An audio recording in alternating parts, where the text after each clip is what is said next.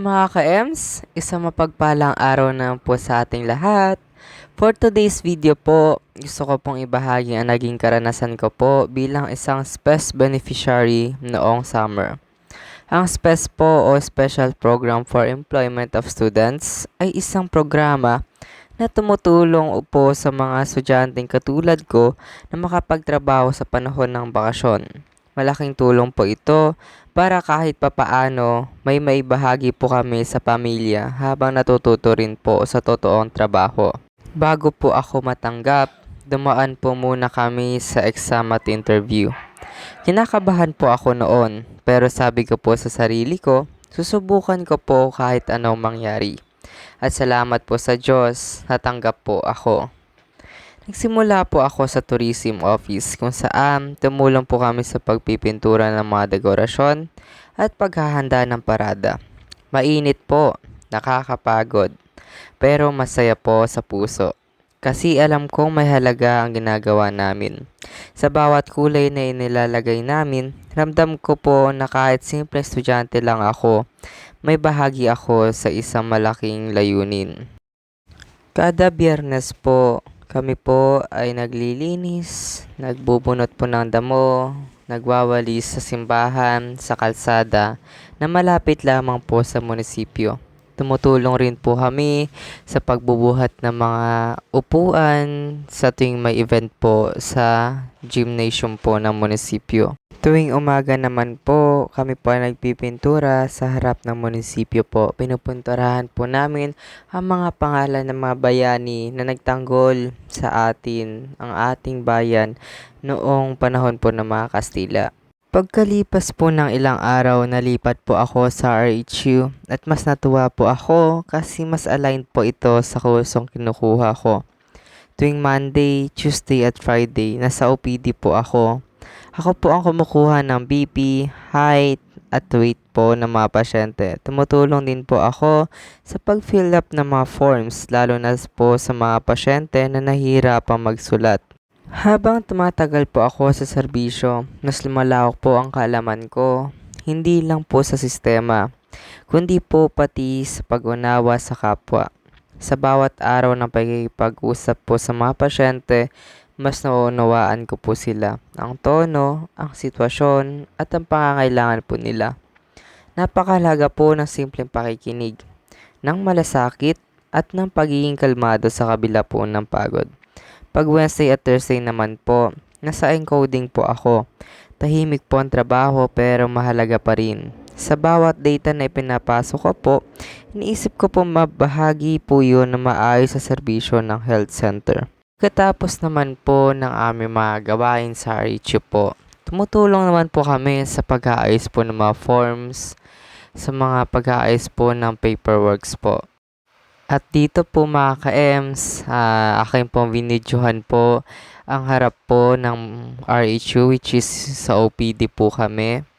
Ayan po, yung mga pasyente po nakapila na po na para po ma-check up po ni doktora. Dito naman po mga ka-EMS, nagulat po ako at binidyohan po pala ako ng aking kasama habang ako po ay nagbi-BP. Ayan po, bini-BP ko po ang isa po sa empleyado ng munisipyo po.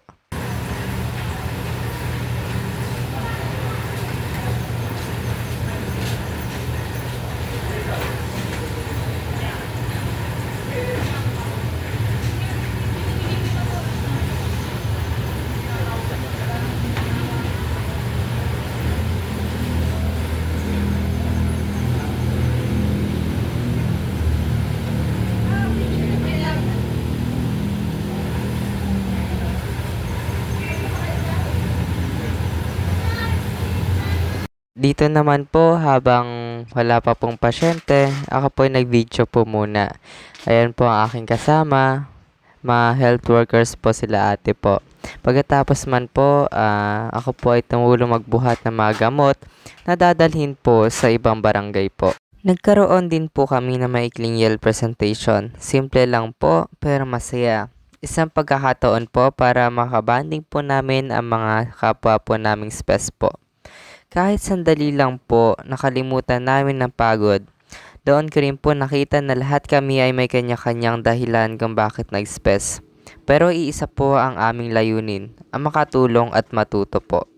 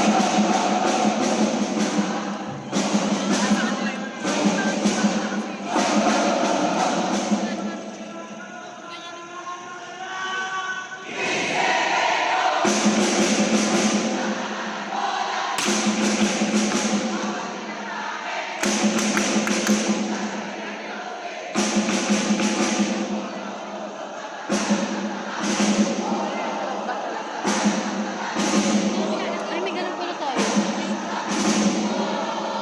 Naghahawak ka ba ng ganun? Di ba hindi?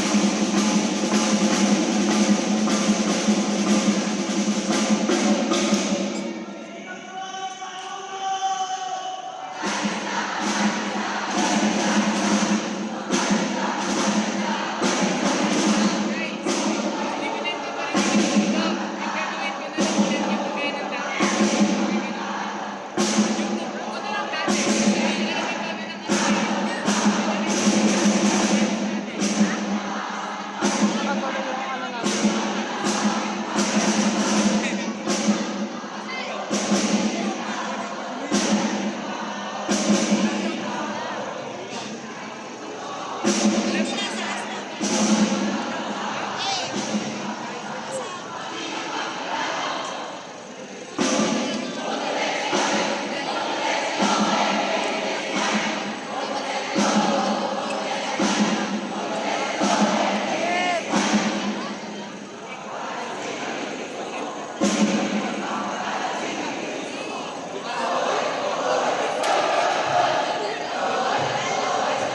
Medyo puti yung ano ko.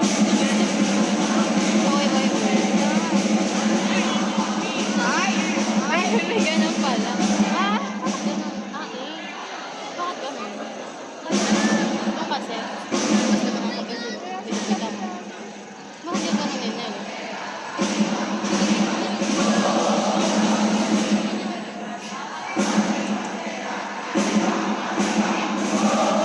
Hindi kasi sa kanya yung sandals.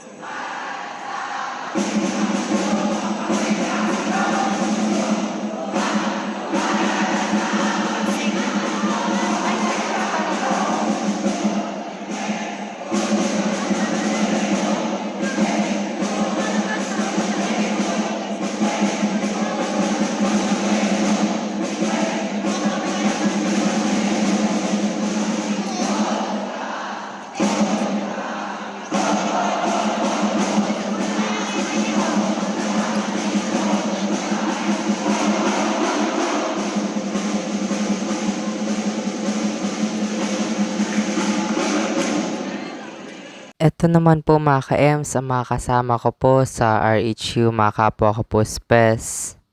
Ayan po, nagpicture po kami after po ng graduation po namin. At nung dumating na po yung 60% ng kinita ko po, ang una ko po naisip ay si ate. Gustong gusto po talaga niya ang Jollibee. At dahil po sa kakulangan ng budget, minsan ko lang po siya mabilhan noon. Kaya po nung araw po nakatanggap ako ng sahod, binilhan ko po agad siya. Nung nakita niya po ako ang may dalang Jollibee, kitang-kita ko po ang tuwa niya sa mukha niya. Hindi man po yun ang unang beses na napasaya ko siya, pero ibang pasaya po ang nakita ko noon. Dahil alam namin pareho na galing po yun sa pinaghirapan ko. Sa moment pong yon, puno po ng galak at pasasalamat ang puso ko. Kumuha rin po ako ng gamot niya at yung natira po, ginamit po namin sa pang-araw-araw naming pagkain. Hindi po kalakihan ang kita ko po, pero napakalaki po ng naitulong nito sa amin. At higit po sa lahat, mas pinatatag po ako ng karanasang ito. Sa trabaho, sa pakikitungo sa tao at sa pagmamahal ko po sa pamilya. Kaya po lubos po ang pasasalamat ko sa SPES sa isang oportunidad na hindi ko po malilimutan at hindi ko po sasayangin. At higit sa lahat, salamat po kay Lord sa lakas, sa karunungan at sa gabay po. Sa Kanya po ang lahat ng papuri at pasasalamat. Maraming salamat po.